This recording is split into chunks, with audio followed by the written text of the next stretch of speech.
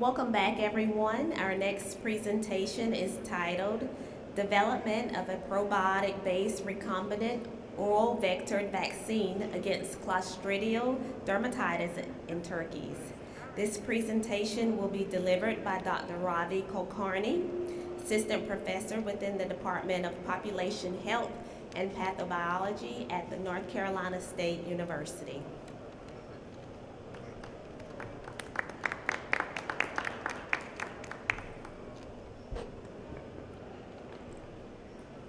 Am I audible? Okay. Good morning, everyone.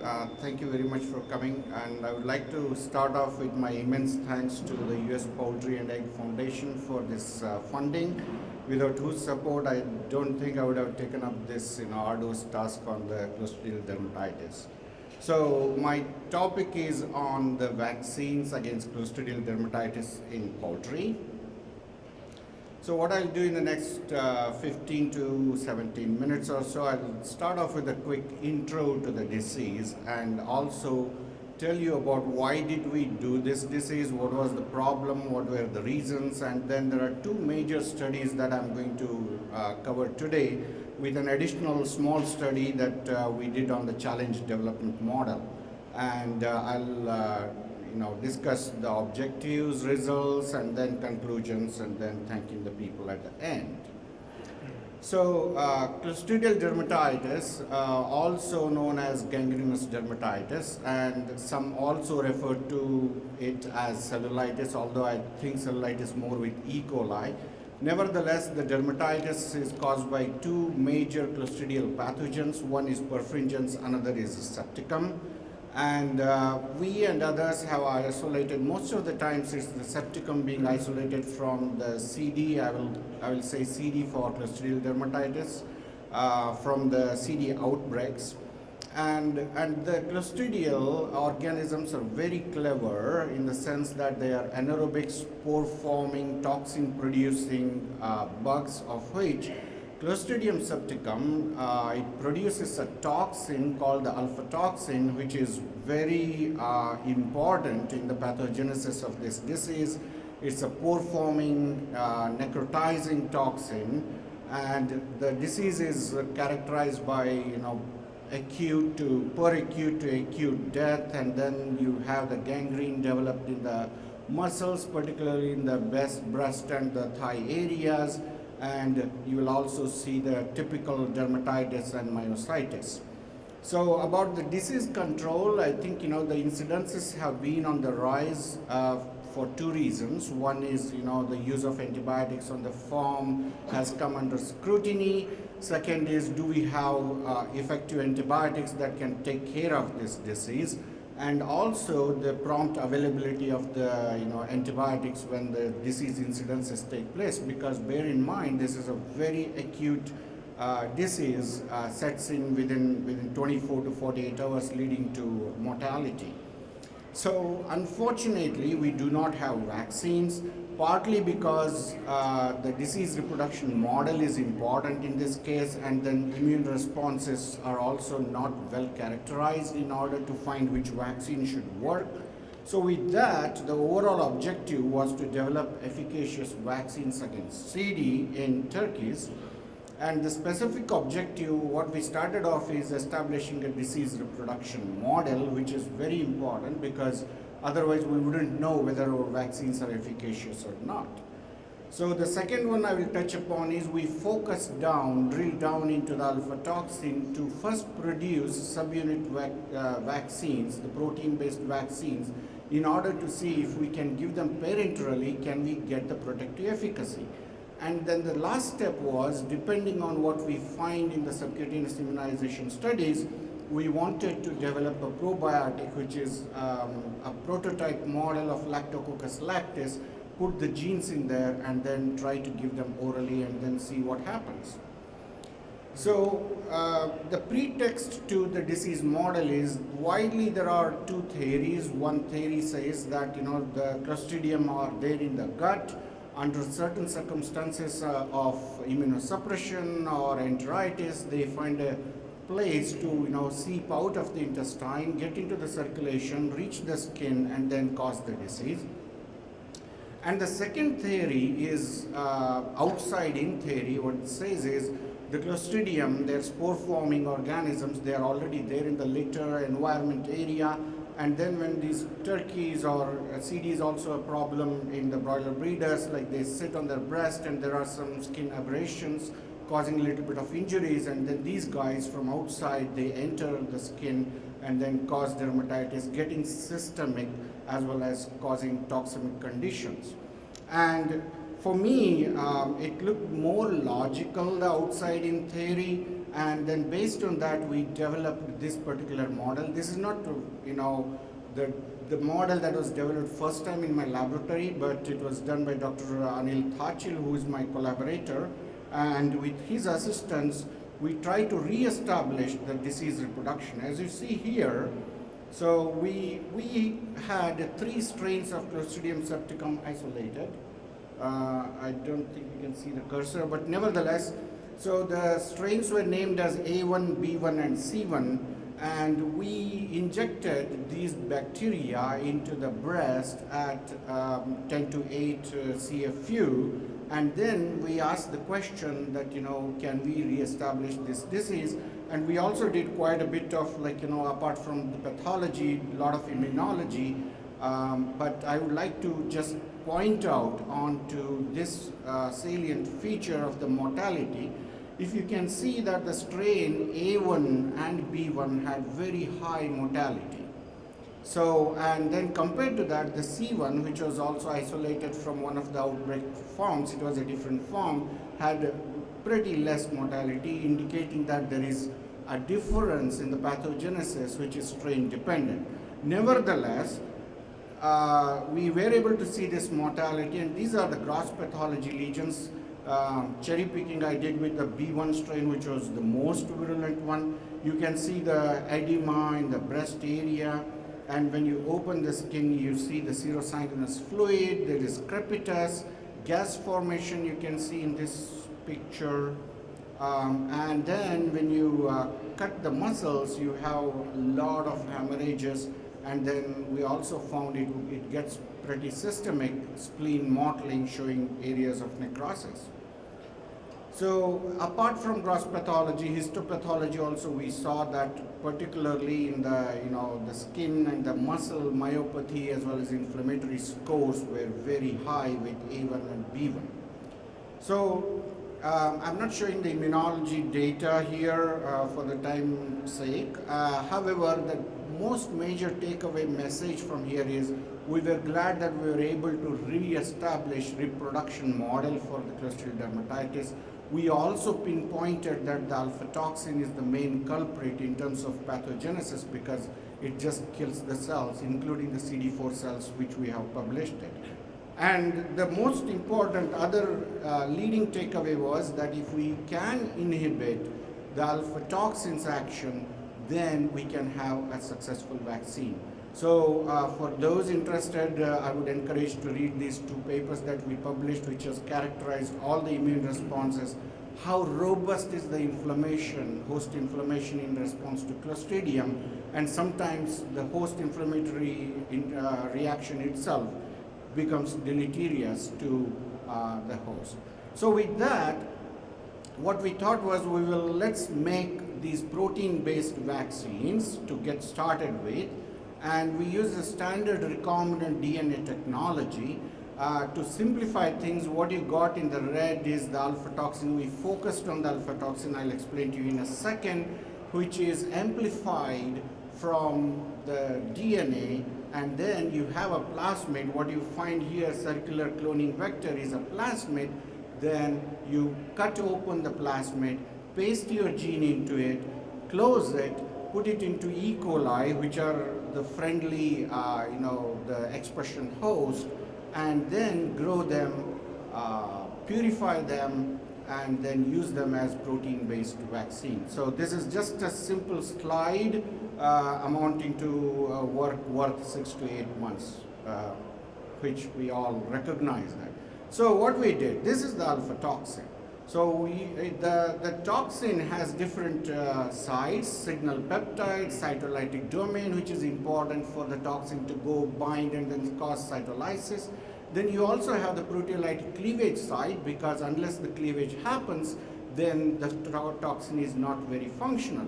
Of which we did this, predictive structure functional relation analysis, and then identified that these are the two domains. NT-ATX stands for non-toxic, ATX stands for alpha toxin, D1 for domain 1, D2 for domain 2, and we asked the question that, can we clone the gene segments encoding D1 and D2 and put them into an expression cloning host, expression host, then PCR amplified, again doing the standard Western blot to show that we are able to purify these D1 and D2 proteins. And the last the picture, it shows very importantly, not only with the histag antibodies, we also immunoreacted these blots, these gels, with the serum that we collected from our previous field trial, to just for our own comfort wanted to make sure whether alpha toxin is recognized. And for our surprise, you can see these two bands, 25 kilodaltons of D2 and 45 kilodaltons of D1 lighten up. And more importantly, before you put into the birds, you need to check whether it is toxic. As you see, the alpha toxin causes the hemolysis, zone of hemolysis you can see very well, which is the toxin by itself, but D1 and D2 had no toxicity, no hemolysis observed. So that was a good comforting news for us. And then what we thought was we will go into the birds. So for the sake of time, I'll just explain. So we had birds, about 10 to 15 birds per group. We immunized them subcutaneously when they were 7 weeks old turkeys. And then we gave 2 weeks of time, and then we went with the booster dose at week 9, and then we challenged them at week 11 when the turkeys were primed and boosted. So as you can see in the mortality here, very clearly we could able to see that the D1 and D2 were able to significantly reduce mortality, whereas the positive control, henceforth I will be using NCX for negative control, which is unvaccinated, unchallenged, PCX for positive control that received the challenge but no vaccine, D1 for D1 vaccine and D2 for D2 immunization. So it was very clear that it significantly protected mortality. The gross pathology also, if you look at the lesion scores, the D2 was able to significantly reduce the gross pathology scores. Histopathology also we did on skin, muscle and spleen tissues. For the time's sake, I'm just bringing the muscle, gangrenous dermatitis characteristic lesions were significantly reduced in the D2 vaccine. Although the D1 was able to prevent mortality, in terms of its robustness in efficacy, we found the D2 was doing much better.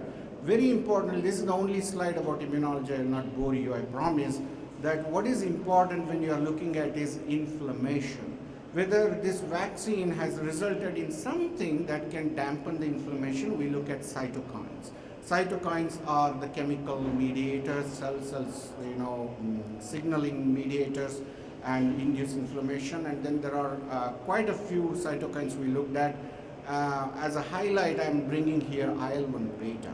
Interleukin-1 beta is a pro-inflammatory cytokine. As you see in the graph on the left, the positive control, meaning unvaccinated but challenged, had very high IL-1 beta, and the D2 had reduced, D1 also had reduced, but D2 was really robust. Not only here, we also looked at like skin, muscle, cecal tonsil, spleen, and interestingly, we also saw that the cecal tonsil inflammation was also dampened to tell us that the vaccination was had a systemic effect. In addition to that, another cytokine is IL-10, interleukin-10, which is an anti-inflammatory cytokine which went up. So putting all together, it was very conclusive that the vaccine not only clinically protected but immunologically was also active. And this was no surprise. We found adequate levels of antibodies which were antigen specific, D1 and D2. So the takeaway message was that we have D1, D2 as two good vaccine candidates, of which the D2 is really protective, and we were happy to publish this particular paper on the subunit vaccination. Okay, now moving to the last step, which is, can we make an oral vaccine? So the hypothesis is very simple. Probiotics are beneficial microbes, give gut health, benefits in terms of reducing pathogen colonization as well as immune benefits. And then Lactococcus lactis is a food grade probiotic. We chose it because it's a very prototype model, friendly to work with, genetically manipulate as a proof of concept. And what we thought was, we have D1 and D2 candidates, and why not we put the genes encoding D1 and D2 into a plasmid, PNZ plasmid, which are commercially available for the Lactococcus lactis system, and then put this plasmid and then take this plasmid and put them into the Lactococcus lactis and ask the question that, does this produce the protein of our interest? I'll show you in a second.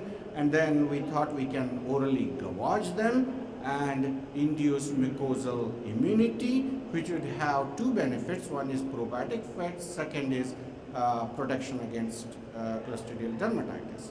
So what we did, I'll just run through this slide. As you see, the cloning strategy, the D1, D2, we put them in PNZ plasmids, and then with the recombining technology, we were able to close the plasmid and then put that particular plasmid. We used the E. coli as a shuttle vector. This was good, about a year work, and then from E. coli took them and then put them into Lactococcus lactis, and we were able to get the Lactococcus lactis. The important question was, we put it into the lactis, however, does this expression host can produce D1 and D2?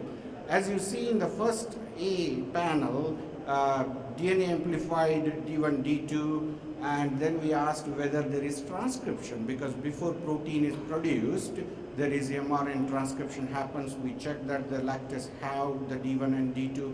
Then we also checked whether the Western blot will interact with the serum that we collected previously, and we were able to see the blotting lighting up for both D1 and D2. So that was very comforting that we are able to have the recombinant lactis expressing D1 and D2.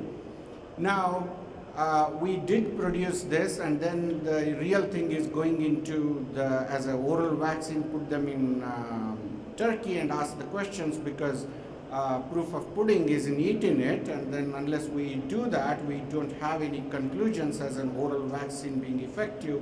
Here you can see in the mortality, it was very clear that the negative controls all survived, positive controls quite a bit of mortality, and then if you look at the D1 had a slight mortality, but the D2 was as good as the NCX on the top line here. So that was very,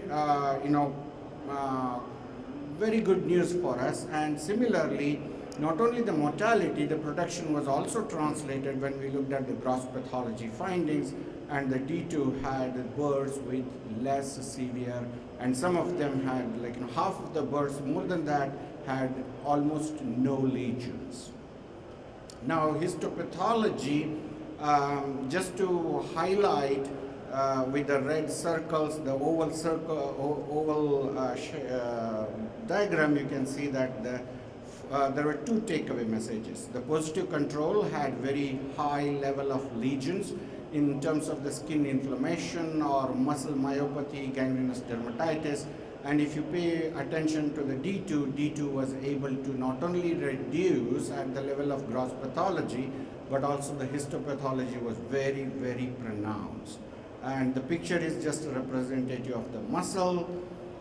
And the antibody response, it was not as robust as when we parenterally immunized with subcutaneous immunizations, but we were able to see significant increase in the antibody levels, which we thought was very nice to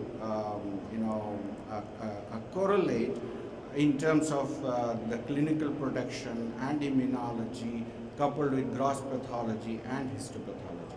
So overall conclusions were we were able to systematically go do the subunit vaccines and then prove the point that the D1, D2 are good vaccine candidates when given subcutaneously, then put these genes into the Lactococcus lactis as a prototype probiotic, and then we were able to see that the NTA-TX, non-toxic alpha-toxin domain 2 was a much more superior vaccine candidate.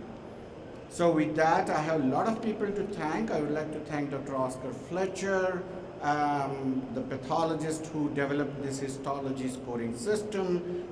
From there, Dr. Abby Armoud also did the pathology scoring for the vaccine study that I showed. Dr. Crespo is a clinician scientist. Always I collaborate with her from the disease perspective. Very importantly, Dr. Thachil at Rollins Diagnostic Lab at Raleigh. Back in Minnesota during his PhD, he worked on the dermatitis and continues to collaborate and share his expertise. In the lab, the first person, Fiba John, she was the lead, author on these papers and then doing the vaccine work. She's no more with us. She moved on to another job. Sorry, Fiba, I almost killed you. Valeria was another student who worked on the dermatitis challenge model, and Carissa is the person who was also involved. And now, future direction is now we have it in Lactococcus lactis. Now we are going into the lactobacillus cloning. That's a PhD project working on the USDA funded project, and then Matthew Browning.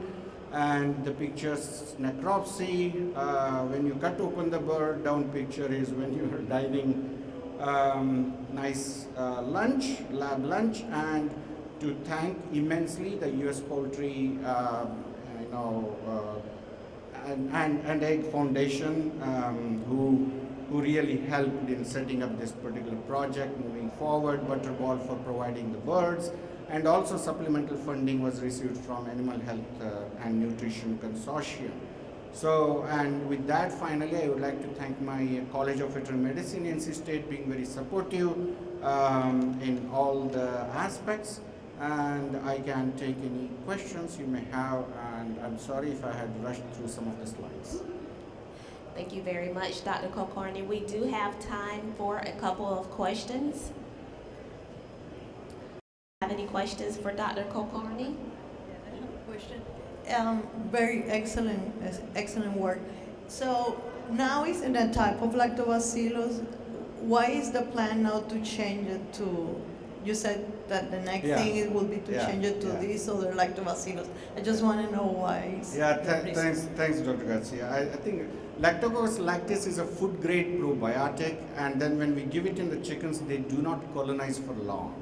So they stay there transiently.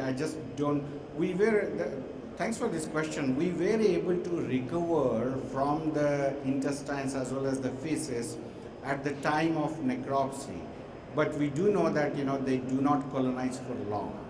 So and the other thing is also it's a prototype lactis that has a screening method which is not long lasting or directly applicable to the industry. But the lactobacillus now moving on to is actually we have isolated the turkey host specific lactobacillus, and the biggest challenge is we are screening them which ones are good. We got about 41 isolates from different farms, and we are screening all of them through our macrophage model to see which ones are immunomodulatory, and then choose them and then see if we can transform the plasmids as well as we would like to actually integrate this D1 and D2, particularly the D2 is focused into the chromosome rather than being in the plasmid, because plasmids sometimes when they are in the body they just kick it out, but chromosomal integration it's a Hercules task, but we have gotten started. So